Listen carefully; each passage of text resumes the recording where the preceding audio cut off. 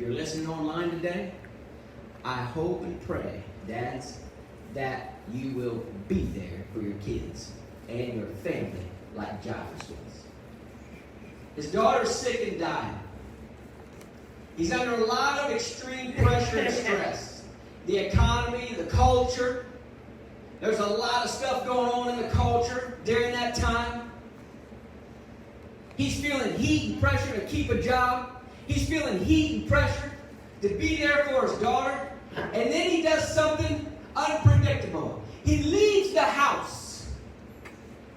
And I can see him walking outside with his hands on his head. He doesn't know what to do. He doesn't know what to say. He's losing his daughter. Then all of a sudden there's a commotion over at the side of the lake. And there's this man who comes riding up in a boat. And as you read in Mark chapter 5, this man, his name is Jesus. He just got done healing a demon-possessed individual. Come fresh, hot, right off of a miracle. He's got the power of God in his hands. He only does and he only sees what his Father wants done and seen. He steps off the boat and immediately there's a large crowd that gathers. You see, Jesus was, by all stretches of the imagination, he was on the other side of the Sea of Galilee. It's sort of a pagan-type culture, the 10 cities. But now he's on the Jewish side of the lake. A little more well-known, this man Jesus. A little more receptive, at least people are inquiring. So they rush up to the boat. No doubt by now they've already heard of a couple miracles that Jesus has already done, but he's trying to stay quiet, but still at that, you can't hide when Jesus does a miracle. And so word is spreading. Flock of people gather around Jesus. He just got off the boat. He's probably hungry. He wants a breath of fresh air, maybe a drink of water. But Jairus, he recognizes something. He recognizes something in the world, and there's this man, his name is Jesus Christ, and he heals people. He walks with people. He speaks to demons, and they flee. And Jairus, instead of turning a blind eye, instead of not even paying attention, he at least inquires of Jesus. And you know what he does? He runs up through the crowd of people, and he gets on his hands and knees, and he begs Jesus to come with him, that he might lay his hand on his daughter's life, on her body, that she might be healed. Things were going great, and Jesus took the man by the hand, helped him up, and said, "Come with me." Jairus and Jesus began walking through town. There's pushing and shoving. And then Jairus, walking right beside Jesus, because that's what the scripture says, notices Jesus stop. And there was a flinch. There was something going on in Jesus' body. And Jesus turned around and said the famous words, "Who touched me?" And Jairus is standing there and he's probably thinking to himself, well, I touched you. But one of the disciples beat him to the punchline, and the disciples said, all these people pushing and shoving, they want to see your face, they want to get in touch, they want to shake your hand, they want to hug your neck. And Jesus says, no, there's something special going on here. And Jairus is thinking, yeah, something special is going on here. We're going to heal my daughter. And Jesus says, no, there's something else going on here. And finally, a woman comes to Jesus, and she confesses. Do you understand? If you read the story in Mark chapter 5, and then you read the statement that the woman says, she confesses that she should have been nowhere near all those people, and especially Jesus. Because she had a plague. She had a sickness. Something uncontrollable that she would have been put out of town for. But she snuck in and she touched the famous words, the hem of his garment. And power went from him into her. And she was healed immediately. And Jairus is watching all this. And two things are happening in Jairus' life right now. He's thinking, number one, time is slipping away and my daughter is dying. And number two, he's got to be thinking, and this is for you and I today, he's got to be thinking, Jesus is no respecter of persons, and what he just done for this woman, surely we're headed to my house so that Jesus can touch my daughter's life and she be healed as well. But he has to maintain faith in the culture that you live in right now. we have to maintain faith in Jesus Christ. We have to put our faith in God Almighty. Dad, this is a crazy, absolutely out of control planet we live on. And you are only required to be there for your people. You don't have to perform miracles. You have to know where the miracle provider is. And you have to get there and be there. When all this was going on and the miracle happened with this woman who was bleeding for 12 years, Jairus was right beside Jesus, walking smack dab through the middle of town, headed straight to their house. Dad, and I'm telling you, I'm asking you, I'm begging you, online, here in the sanctuary, be there. Find Jesus and be at his feet. Walk with him. Ask of him. Put your faith in him. And when he stops to help somebody else, help him help somebody else. You don't have to stand around in amazement, or you don't have to stand around thinking, oh my goodness, this is wasting time. I got a need here. Jesus will meet your need. How many times in Scripture Jesus was presented with a need, and he took a deep breath, and then had a long dinner, and then a long talk, and then went up to the mountain, and then came down to the valley, and then he walked across town, and then he healed somebody 3 days later out of the grave. Jesus, his timing is always perfect. Dad, father, man, he's going to be there for your family, but your requirement is to be there with Jesus. I don't have all the answers. I wish I could fix all the world's problems with my bare hands, but I can't. But I've got to be beside the one who can. His name is Jesus. It's very simple.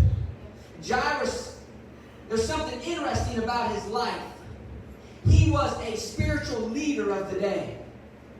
He was a synagogue ruler. That means he put together plans and services. He decided who was going to talk. He decided he was going to do the communion. He decided he was going to slaughter the bull. He was in charge of all these types of things. But when it boiled down to it, it wasn't a religious ceremony that was going to help his daughter. It was the presence and touch of Jesus Christ, the Messiah. Mom, Dad, whatever you are today, whatever background you represent today, in this culture we're living in, we need each other. Be there with Jesus. And ask Jesus to walk straight with you to the center of that hell on earth. That pain and that suffering. Ask him to walk straight into the middle of that fire right with you. And watch and see what he does and does not do. He will gather you up like a father gathers up his children. Like a hen gathers up her chicklets, whatever they're called. He will hold you. Chicklets. Chicks.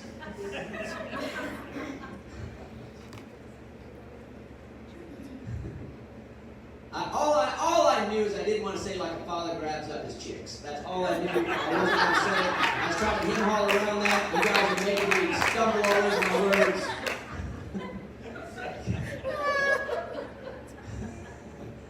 I was trying to behave for once in my life. And at this one particular moment, a crowd of people walk up to Jairus. It's Aunt Susie and her sister Melba. And they say, Jairus, your daughter is dead.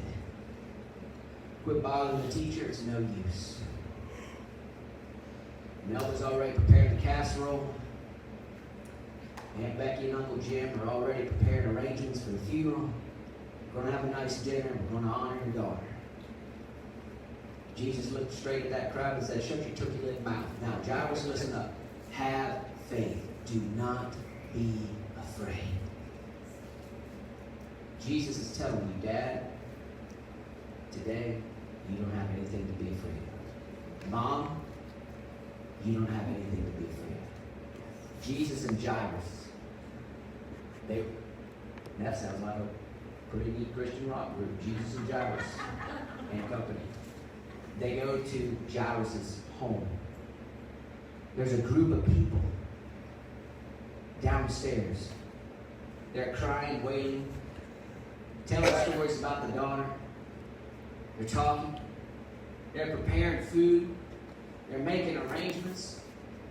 Jesus walks in and he says these famous words. The little girl is not dead. She's just asleep. I'll be right back. Do you know what their response was? The entire family laughed him out of the house.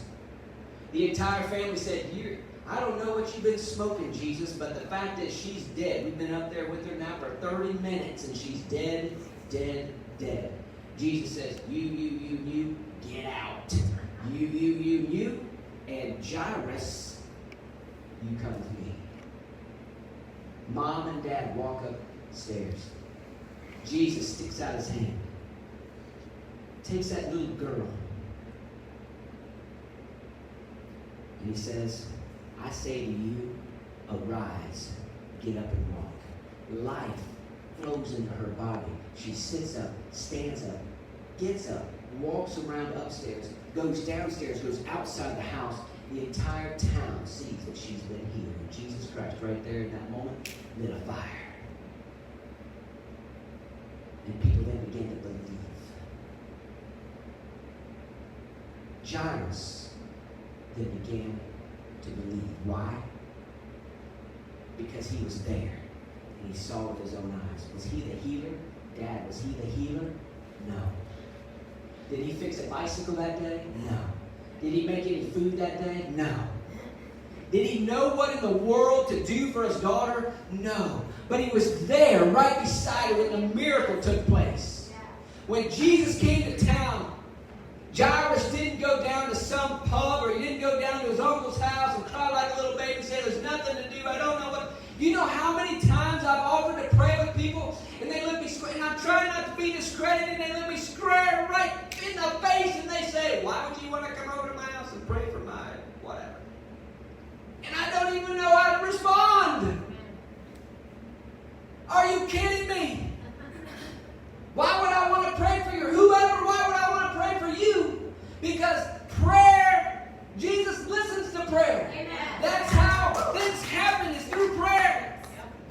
Jairus, when he knelt at Jesus' feet, he was praying. He was just talking to Jesus, saying, help me, help me, help me, help me. He didn't even know what to say. His daughter's life was being snuffed out right from underneath of him, and he didn't like the sight of it. He didn't know what else to do. So why not, and this is my question for you today, why not turn to Jesus? Right. And be there. When there's somebody in my life hurting, I have no other alternative. I have no one else to go to, no one else to turn to, other than to go to Jesus. To be there with Jesus. And then guess what? He, just like he did with Jairus, he walks me right down through the middle of the fire, takes me to the heat of it, and allows me to see miracles happen because I'm there. I remember when can't even remember how old I was. Elementary school.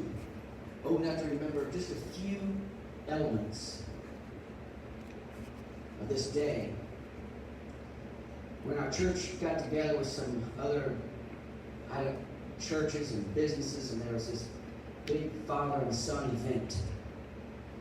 And during the father and son event, I remember, I should back up and let you know something. My dad never went to church while I was growing up.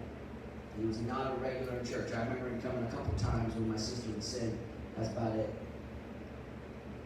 And I couldn't sing or dance, so he never showed up to see me do nothing, because I couldn't. But in this one activity, I remember he made a point to be there with me. It was a father and son day, and our church was participating. So he went with our church men and their sons and myself. And then I remember there was a race. Now, I don't remember a whole lot about it, except for the goal was dads had to put their son on their neck, head, whatever, hold him like this. Come here, Levi, I'm going to pick you up and show him.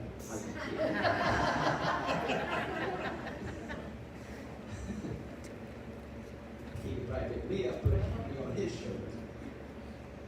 And I was on my dad's shoulders, and the goal was they were going to run 25 or 40 yards and give the fastest father and son a trophy. I don't know how many steps in, but I can distinctly remember kind of looking across and seeing the dads take off and run. My dad was running, and we were galloping. And before I knew it, I remember my face hit the dirt. My shoulders were grinding into the grass. And when I tumbled and I turned around, I still remember my dad laying on the ground. I don't remember much else at that point. I remember them being somewhere, some canopy or something overhang, something that was still outdoors.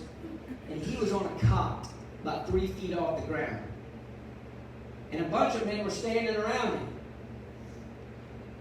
And he had these galls around his legs somewhere. And I remember somebody that noticed me and said, "It's okay, Tommy, come here and see your dad." It was just a small twist of an ankle or whatever it may have been, but I didn't know that at the time. And I still remember taking my dad's hand while he was laying on the cot. And I was perfectly well. And to this day in my life, I remember this day because my dad was there. Did he fall on his face? Yep. Was he the guy that everybody else was trying to help? Yep. Was he the guy that couldn't even drive himself home that day? Yes. But he was there. And he was holding my hand. Dad, online, wherever you're at, whatever you got going on in your life, all you need to do is be able to reach out and take a hand. You might be flat on your back today with nothing to give, nothing to offer. You still have the power to reach out and take a hand of those who love you because they need you in your life, in their life. Worship team, you can come. Dads, this morning, it's not important. And I'm looking around, I see some highly successful dads. It's not important. Your success on the planet is not what's important. It's your success in your faith is what matters. There's another one. Take by the hand. And another.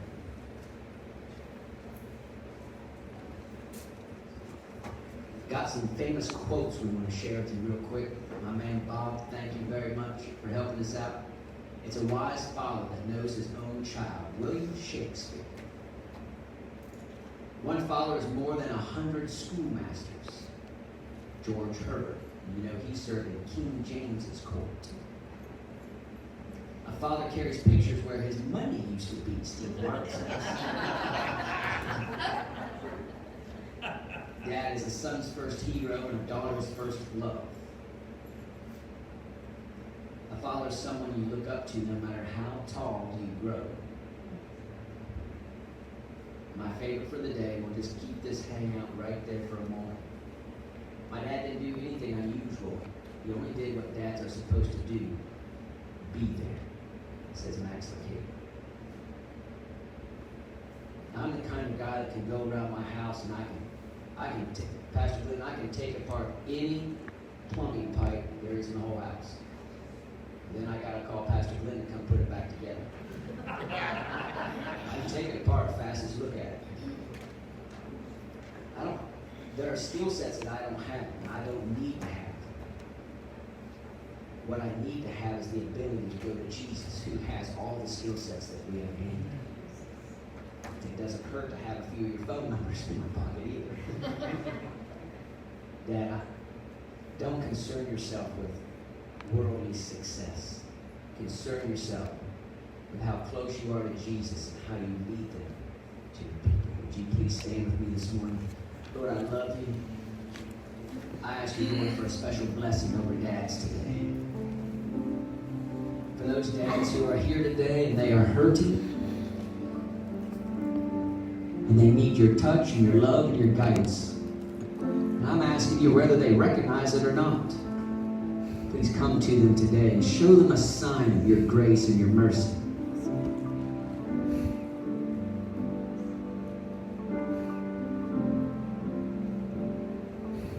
Dads, my plea for you today is to go find Jesus and lead Jesus to your family. He makes all things new. Today, if you're here want to make Jesus the Lord of your life, repeat this prayer after me. Dear Jesus, I love you and I need you. Forgive me of my sins. Help me. Guide me. Protect my people. In Jesus' name. Amen. Particularly dads, but also for everyone. And moms, we love you. We're sorry you didn't get typical service this year. Moms, you are loved and honored as well. We tried our best to honor you during that time. But whatever your background is today, if you're an aunt or an uncle or a mom or a dad, right now just take a moment and allow Jesus to take you by the hand. We're going to sing one song and then be dismissed, but during this time, block everything else out. Block out even your Father's Day plans. Don't forget to go get your ice cream in a moment, but for right now, block out going to get ice cream next door. And I'm asking you to take Jesus by the hand, go in and fall at his feet, invite him to your home, that he might heal, that he might save, that he might lead, that he might guide, that he might touch, that he might fix,